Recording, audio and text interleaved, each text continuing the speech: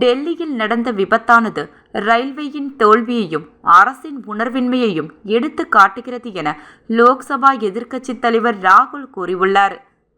UP மாநிலம் பிராக்யராஜில் நடக்கும் கும்ப மேளாவிற்கு செல்வதற்காக நேற்றிரவு டெல்லி ரயில் நிலையத்தில் ஏராளமானோர் திரண்டனர்.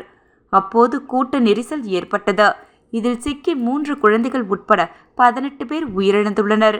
இச்சம்பவம் தொடர்பாக லோக்சபா எதிர்க்கட்சித் தலைவர் ராகுல் எக்ஸ் சமூக வலைதளத்தில் வெளியிட்டுள்ள பதிவில் கூறியுள்ளதாவது: டெல்லி ரயில் நிலையத்தில் ஏற்பட்ட கூட்ட நெரிசலில் பலர் உயிரிழந்துள்ளதாகவும் ஏராளமானோர் காயமடைந்துள்ளதாகவும் வரும் செய்தி வருத்தமளிக்கிறது.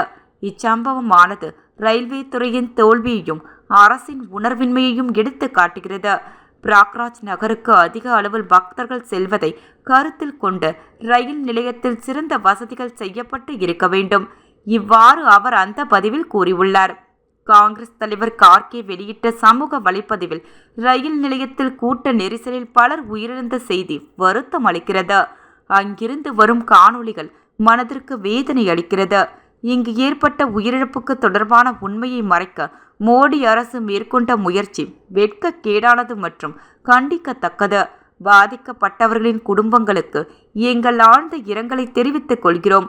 காயமடைந்தவர்களுக்கு உடனடி சிகிச்சை அளிக்க தேவையான நடவடிக்கை எடுக்க வேண்டும். இவ்வாறு அந்த பதிவில் கார்கே கூறியுள்ளார்.